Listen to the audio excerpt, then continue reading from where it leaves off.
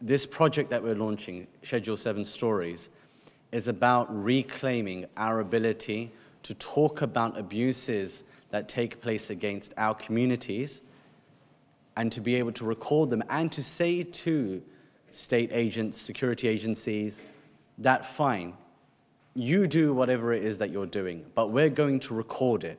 We're going to speak about it. We're not going to be too afraid to actually let the world know what it is that you're doing to us and to hold you eventually accountable for it. And that's where this project lies. And it's this next session, actually, which I'm most excited about, which is really hearing from those people who have been impacted. And I'm going to use my chair's prerogative and talk about my own experience first. I'm actually the worst case study in relation to Schedule 7 stories, simply because I actually elongate my own detention by getting on my soapbox when they stop me. Because, I mean, I can't take it, right? They stop me and they're like, okay, Mr. Qureshi, we just want to have a word with you. Excuse me, are you stopping me under Schedule 7? Oh, so you've heard about Schedule 7? Yeah, I've heard it from about 150 odd people who have talked to me about their experiences and complained to me about what they've been through. And then on and on and on and on I go until the guy's just sitting there going, oh, flipping hell, what the hell did I do to actually get this guy? Okay, but I mean, that's why I'm a terrible case study in this, because, you know, I do end up making my own life more difficult by just going on and on about it. However, there are people who do suffer, and they get asked all sorts of silly questions. You know, when I got asked the question, so what are your views on foreign policy? I was like, look, listen, mate, I'm going to give you a piece of paper. You write down what my views are. Probably you'll get them 90% correct. But then there are some people who don't know what to do in that circumstance. And when they get asked, what are your views on Palestine? They freeze. Why is this guy asking me about Palestine? Why does he want to know about my views in Iraq? How is this going to impact me later? Is he going to tell my employer about what I say in this circumstance? What if I've gone on a website and I haven't told the truth exactly like, I really feel? There's a lot of anxiousness that takes place in that situation. For those who aren't necessarily so politically savvy. So I'm going to ask Asim to come up first. Oh, sorry, Umar to come up first, please, and to talk about his experience. And hopefully we can learn a little bit more.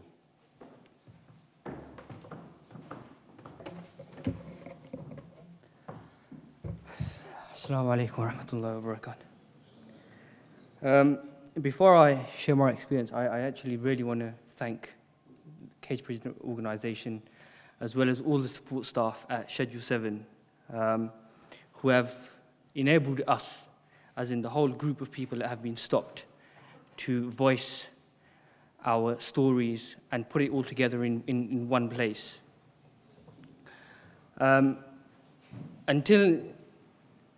Before I was stopped, I heard stories from Asim, who told me many times while he traveled out of the country, and he said to me that, I was stopped. And I always used to say to him that you're being stopped, what's the problem?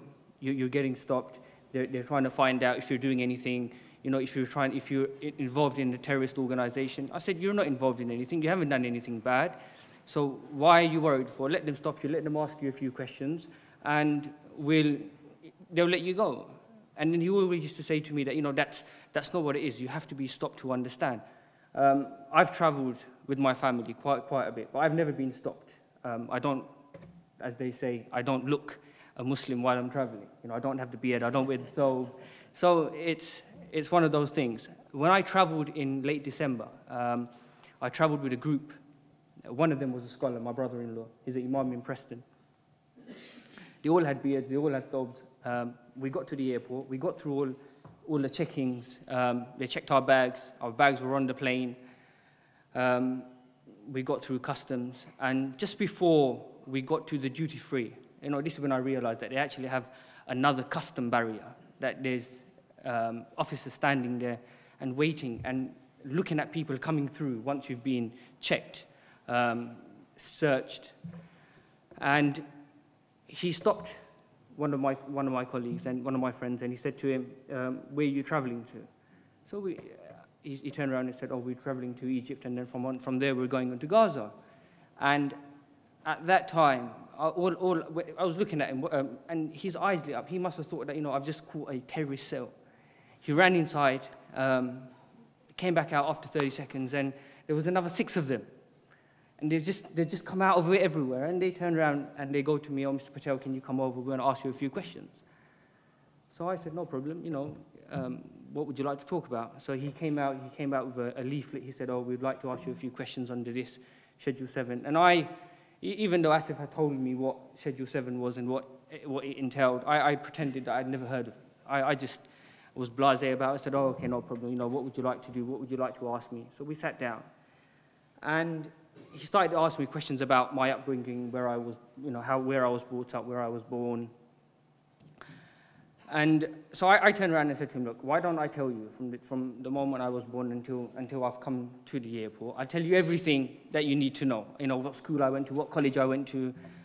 And I got to the airport. Then he started asking me a few more questions. And I think it was at this point that what they talk about racial profiling, and it's not just anybody that they're trying to stop, and they're trying to find out what they're trying to determine what your next steps are. He asked me that, do I pray my namaz 5 times a day? If you ask any Muslim that's practicing, he will say yes to you. If that is a prerequisite for being a terrorist, I think you need to arrest every single Muslim in the country. Then he asked me, do I read the Quran? I mean, the funny thing is, I don't travel with the Quran. I've memorized the Quran, so I don't need to travel with it. My brother-in-law, he's a scholar. He has memorized the Quran, so we don't need to travel with it. But again, is that a prerequisite for you being a terrorist? Do you keep a beard? Is that a prerequisite? I mean, it's beyond comparison that why are you asking these sort of questions? And this is when it actually dawned on me, or Asif had kept trying to push into me, that you will realize when they stop you, you will realize. And that's when I realized that, what are you doing? Why are you stopping me? Why are you profiling me? Because I am traveling to a part of the world which my religion tells me that when there are a group, it doesn't necessarily have to be Muslims, but if there are a group of people that are in need, you go and help them. That's what we were doing. So why are you stopping us? And it's not your local mosques. Now I believe that it's not your local mosques or your hate preachers, as they're called, but it's these policies that they have in place that are not only, it would be too far to say radicalizing, but what are they doing? They're pushing them away from society. They're getting the minority and then pushing them into the clutches of who they call hate preachers, and who I am quite lucky because I was able to relay my story to Asif, and I can stand here and talk about my experience.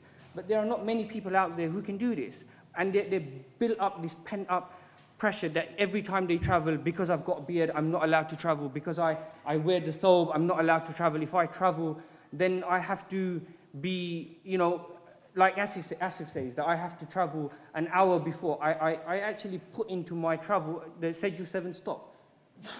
I'm sorry, what are we getting now? Where is the society taking us? Are we a minority of people that have to live like this because we believe in faith, because we are Muslims? And a question that Muslim asked was, what is the lasting effect? And for me, like I said, I'm quite lucky that I can stand here and I can, my frustration, I can let it out. And I can, go into Schedule 7. I've got Asif that I can go, and I can go to different avenues and open myself up and calm myself down. But what about the other people that who go through this process and that have nothing? 6 hours of being in a position where you are stopped and not allowed. This is what I was told, that I am not allowed legal representation. I am not allowed to contact my family. And if I refuse to answer their questions, and this for me was a gut-wrenching experience in the fact that when I said to him, what will you do if I refuse to answer your questions? He said to me, I will pick up the phone, I will phone my officers who will go to your house, wake up your wife and your 2 children, and raid your house. And I quote, they will not be nice about it. Now, what are they trying to achieve by putting me in a position like this? What will happen? You know, do they think that they will get a rise out of me?